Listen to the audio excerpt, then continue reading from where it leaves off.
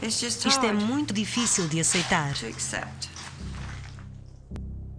O valor total dos prejuízos provocados pelo furacão poderia chegar aos 130 mil milhões de dólares. O governo americano declarou que o Katrina foi a pior catástrofe que o país viveu.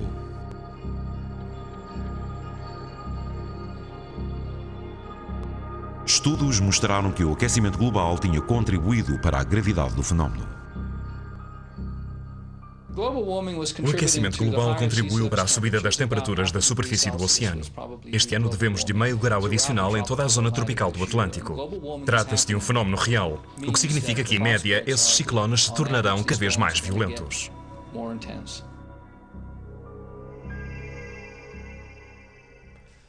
Dentro de apenas algumas décadas, talvez se fale no início do século XXI como o ponto de viragem.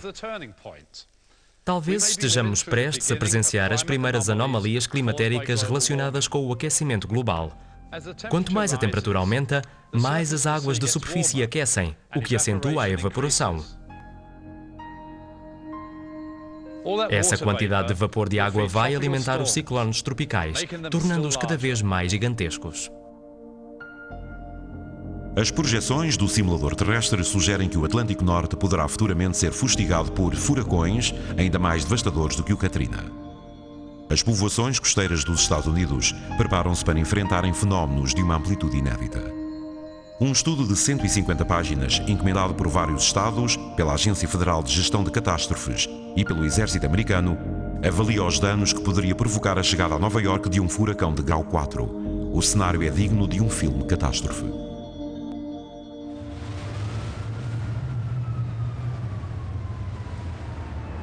Ventos de mais de 215 km por hora tornam os arranha-céus impraticáveis.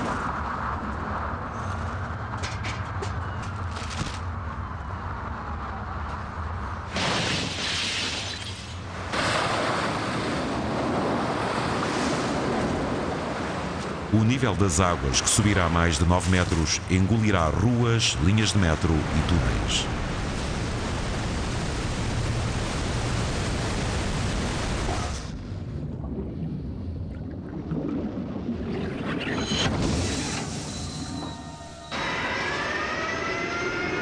O estudo conclui que é impossível avaliar o custo dos potenciais prejuízos e que é necessário o governo e o Estado de Nova Iorque construírem proteções gigantescas e prepararem um dispositivo de evacuação rápida.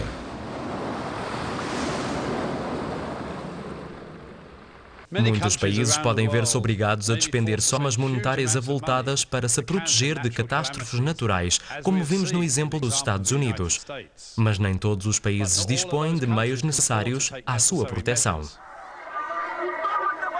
O Bangladesh é um desses países. Em outubro de 2005, as autoridades lançaram uma campanha de informação junto das populações sobre as medidas de evacuação em caso de tsunami. O relevo do Bangladesh é extremamente baixo.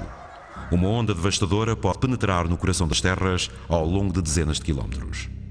Em 1991, um furacão reclamou aqui cerca de 140 mil vítimas, a maioria afogada nas águas revoltas. Nesta praça pública foi reconstituída uma pequena aldeia. O objetivo desta reconstituição é ensinar aos espectadores como devem agir na eventualidade de tamanha catástrofe. Os habitantes devem agrupar-se nos abrigos anticiclone, especialmente construídos para o efeito. A mensagem é clara. Só um edifício robusto, com pelo menos 2 andares, pode proporcionar uma verdadeira proteção. Porém, os fundos públicos são insuficientes e a construção desses abrigos sofreu um atraso considerável.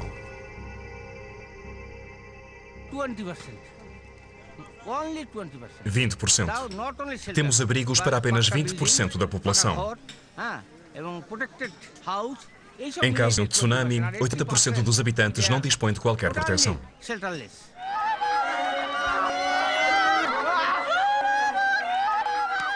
Diariamente, o aquecimento global aumenta o risco de tsunami no Bangladesh.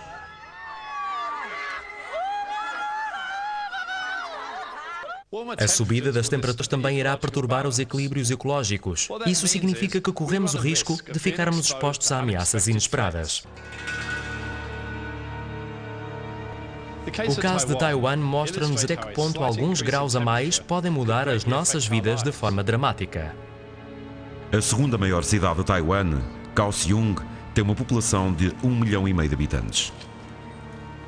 Em 2005, uma centena de inspectores do Ministério da Saúde percorreu estes bairros de ponta a ponta. Ministério da Saúde, viemos fazer a inspeção por causa dos mosquitos.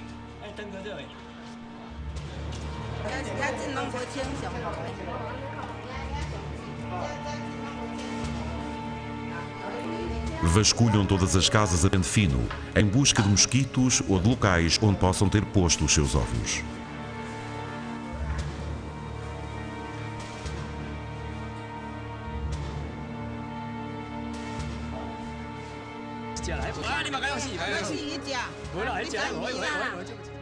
Eis a espécie que procuravam.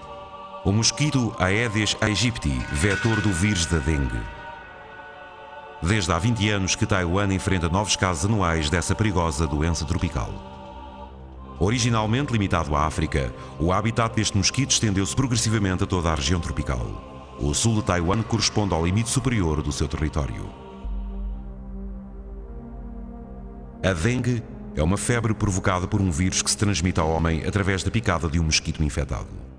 A primeira infecção provoca uma febre forte e erupções cutâneas violentas. Os que morrem têm sorte. De noite, as dores eram insuportáveis. Como se os insetos me roessem os ossos. Sentia-me sempre fraca e apática. Era um inferno.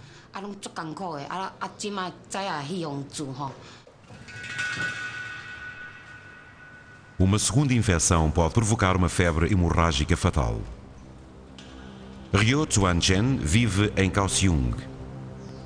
Em fevereiro de 2002, a sua mulher foi vítima da dengue. Ela tinha sido contaminada uma primeira vez 3 anos antes.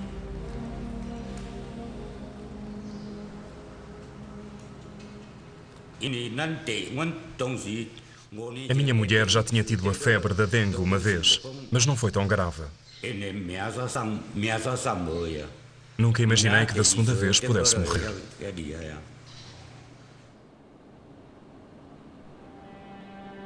Não existe qualquer vacina contra a febre hemorrágica da dengue. Anualmente, provoca a morte de 24 mil pessoas, principalmente na região tropical.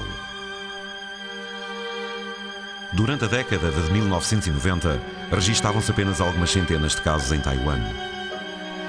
Em 2002, porém, esse número aumentou brutalmente para 5 mil. E como se explica essa explosão? Uma professora da Universidade de Kaohsiung estudou a correlação entre esse fenómeno e a evolução das temperaturas.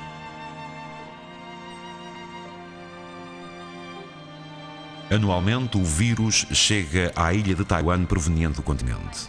Porém, as larvas do mosquito portador morrem quando a temperatura desce abaixo dos 20 graus centígrados. É por isso que todos os invernos o vírus é naturalmente erradicado da ilha. Segundo a professora Pai Chung-hwa da Universidade de Kaohsiung, o aumento aparatoso de casos de dengue em 2002 está relacionado com a subida das temperaturas no inverno. Durante os últimos anos, inclusive no inverno, as temperaturas médias mantiveram-se acima dos 20 graus. Desse modo, as larvas dos mosquitos não foram eliminadas pelo frio. Foi isso que provocou o aumento do número de infectados pela dengue. Pelo menos essa é a minha opinião. No passado, as temperaturas médias de inverno em Kaohsiung eram sempre inferiores a 20 graus. Porém, desde 1997, que se mantiveram frequentes